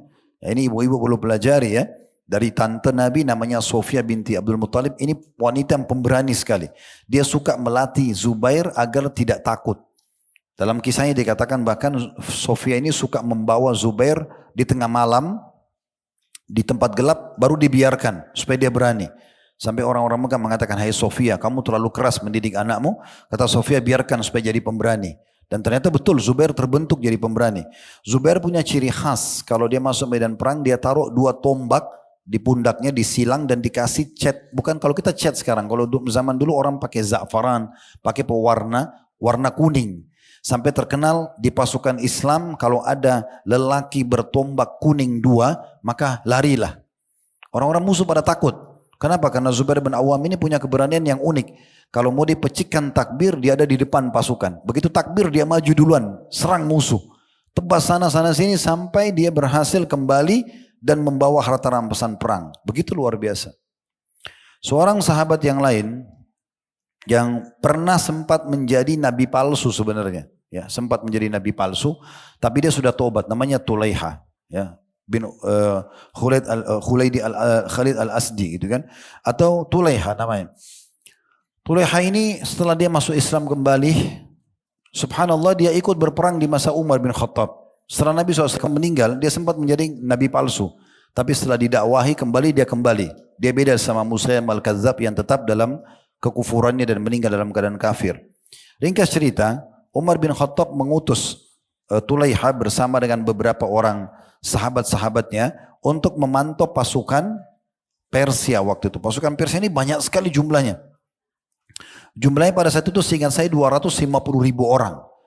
250.000 orang yang akan melawan muslimin sekitar 30.000 orang saja. Tapi dari 30.000 ini, Sa'ad bin Waqqas mengutus sekitar 5-6 orang untuk memantau pasukan ini. Ternyata ditemukan pasukan itu terbagi menjadi 3 bagian. Ada 50.000, ya, kemudian ada 100.000 dan ada 150.000, ya, atau 100, kita itu 250.000, 50.000, 100.000, berarti ada lagi 100.000 di belakang. Waktu mereka sampai di pasukan pertama Persia yang sekitar 50.000 jumlahnya kalau tidak salah, kemudian kata teman-temannya Tulaiha, ini sudah pasukan mereka, jumlahnya diperkirakan. Kalau kotak, satu kotak itu biasa 50 sampai 100. Tinggal dikali. Oh ini ada 5 kotak, ada 7 kotak, berarti jumlahnya sekian orang. Maksudnya kotak itu bentuk pasukan gitu ya. Maka mereka bilang, kita kembali aja melapor kepada Sa'ad. Kata Tulaiha, tidak. Saya tidak akan kembali sampai tugas ini selesai. Maka yang lainnya pada pulang, Tulaiha pergi sendiri. Dia pergi sendiri, dia temukan pasukan yang 100. Dia mengatakan ini baru bagian tengahnya. Dia terus pergi ke belakang sekali sampai ditemukan pasukan inti yang ada Rustum. Rustum ini panglima perangnya Persia waktu itu, terkenal sekali kekuatannya. Dia punya tenda besar berwarna putih dan dia punya kuda berwarna putih. Maka Tulaiha kenal. Dia mengatakan ini pasti inti pasukan. Karena di sini ada tenda yang besar, ada pimpinan mereka, ada dayang-dayangnya dan segala macam. Maka Tulaiha datang menyerang tenda tersebut, memutuskan semua tali-talinya sampai jatuh, kemudian mengambil kuda putihnya Rustum lalu membawa pergi. Lalu dia sempat dikejar oleh 3 orang kesatria terbaiknya Persia. Tidak pernah ada yang kalah, 3 orang ini duel. Mengejar Tulaiha. Subhanallah, di tengah jalan Tulaiha biarkan. Kadang-kadang Tulaiha pelan supaya mereka mendekat. Begitu mereka dekat, Tulaiha percepat kudanya supaya mereka menjauh dari pasukan besarnya gitu. Sampai 3 orang ini mendekat, Tulaiha lawan duel, terbunuh 1 orang. Lalu Tulaiha pergi lagi. Mereka mengejar lagi. Begitu terus sampai akhirnya 2 orang berhasil terbunuh. Sisa 1 orang. 1 orang ini untuk duel sama Tulaiha dikalahkan. Tulaiha kalahkan dia. Lalu Tulaiha tawan dia. Dibawa orang ini dan dibawa juga kudanya Rustum. Sampai ke pasukan muslimin. Waktu sampai di sana, Sa'ad mengatakan, ada berita apa hai Tulaiha? Ini beritanya. Saya sudah cek pasukan itu 250.000 pasukan, saya sudah cek pasukan pertama, kedua, ketiga, dan pasukan ketiga, ini harta rampasan perangnya. Ini adalah punya panglima perang mereka. Sudah selesai, panglima atau prajurit Persia itu dalam bahasa Persia, dia minta ada orang yang terjemahkan, kemudian ada sahabat yang mengerti, terjemahkan. Lalu dia bilang, siapa orang ini yang tadi tawan saya? Kata orang muslimin, itu prajurit biasa muslim. Dia bilang, apa kalian yakin bukan ini pasukan terbaik kalian? Dia bilang, bukan. Tulaiha itu prajurit biasa. Pimpinan kami Sa'ad bin Abi Waqqas. Dan ada pasukan-pasukan yang ada Salman Al-Farisi. Ada banyak sahabat-sahabat yang senior gitu. Lalu mereka bilang, atau prajurit bilang, sampaikan kepada pimpinan kalian, kalau yang diserang oleh orang ini, betul-betul tendanya Rustum, panglima perang kami. Dan yang dia kalahkan 2 orang sebelum saya, itu adalah kakak sepupu saya, itu prajurit terbaiknya Persia. Kalah duel sama dia, waktu kami keroyoki 3 orang, mati 2-2 di tangan dia, dan saya pun bisa mati dibunuh, cuma dia menawan saya. Ketahuilah tidak ada lagi selain 3 orang kami ini prajurit terbaiknya Persia. Kalau ada orang seperti ini di pasukan kalian, pasti kami akan kalah. Itu sekelumit kisah. Keberanian para sahabat. Ini belum kita bicara kedermawanan mereka, belum kita bicara sholat malamnya mereka, belum banyak sekali kalau kita ingin bahas. Tapi teman-teman sekalian, kesimpulannya adalah para sahabat generasi yang paling pantas untuk kita idolakan. Paling pantas untuk kita pelajari kisah mereka. Pilih di antara mereka untuk menjadi idola kita. Walaupun kita baca semua kisahnya. Itu yang benar. Kenali makanan kesukaannya, pakaian kesukaannya, kebiasaan mereka dalam ibadah, bagaimana dalam rumah tangga, dalam peperangan, dalam sedekah. Itu yang harus kita wariskan satu sama yang lain. Ceritakan kepada anak-anak kita kisah-kisah mereka. Lupakan aja kisah-kisah omong kosong itu, ya. Cinderella lah, Spiderman lah, Batman yang tidak masuk akal. Ya, tidak masuk akal, cerita fiktif, nggak ada. Kita kalau kasih anak-anak kita baju dari Cinderella perempuan, mereka akan belajar apa? Belajar menyihir dengan tongkatnya. Spiderman mengeluarkan jaring yang bohong. Batman jadi orang yang jahat misalnya. Walaupun dianggap pahlawan. Apa semua ini? Omong kosong yang tidak masuk akal. Gitu kan? Belum film-film kartun yang tidak nyambung semua dengan banyak cerita kaum muslimin. Ya, selalu yang digambarkan tentang berantem, ribut, ya, yang ditokohkan hewan-hewan yang dilarang untuk dijaga, dipelihara dalam Islam, gitu kan? Ya, itu Tom and Jerry, itu kan kucing sama tikus berantem terus. Tikus itu di Mickey Mouse, Minnie Mouse ditokohkan. Tikus itu dalam Islam binatang yang disuruh bunuh. Bagaimana bisa dijadikan sebagai gambar di gorden, di spray, di sepatu, di tas, di bantal? Padahal Nabi SAW mengatakan 5 hewan dibunuh di wilayah haram atau di luar haram. Disebutkan tikus. Itu bukan ditokohkan. Tapi begitulah diajarkan oleh orang-orang Yahudi kepada kita. Sayangnya generasi lebih kenal itu daripada kenal para sahabat Nabi. Ini tadi sekitar 2 jaman kita cerita teman-teman. Baru sekelumit kisah. Kalau kita mau kembali kepada kisah sahabat, hampir semuanya berbicara tentang iman yang membara dalam hati, kekuatan iman mereka sampai mereka wafat, bagaimana mereka konsisten atau istiqomah. Ini yang perlu kita pelajari. Ini cuma pembukaannya saja. Saya sudah bilang tadi, saya mengajak teman-teman datangi Khalid Basalamah Official YouTube kami. Kalau Instagram itu potongan-potongan ceramah pendek sekitar 1 menit saja sama Facebook. Tapi kalau YouTube itu bisa menyimpan ceramah 2-3 jam. Kalau melihat di handphone, masuk Khalid Basalamah Official, klik logonya, cari playlistnya. Kemudian klik playlist, kalau di TV di rumah, itu tidak pakai lagi, tinggal dicari playlist saja, sudah langsung terbuka. Kemudian dicari serial sahabat. Lihat dan pelajari kisah mereka. Rata-rata 2-3 jam kami sampaikan tentang biografi mereka dan jadikan mereka sebagai idola. Wallahu a'lam bishawab. Ada benar dari Allah, silakan diambil dan diamalkan. Wala salah dari kami mohon dimaafkan. Subhanakallahumma bihamdika asyhadu an la ilaha illa anta astaghfiruka wa atubu ilaik. Wa sallallahu ala nabiyyina wa habibina Muhammadin walhamdulillahi rabbil alamin. Wassalamu alaikum warahmatullahi wabarakatuh.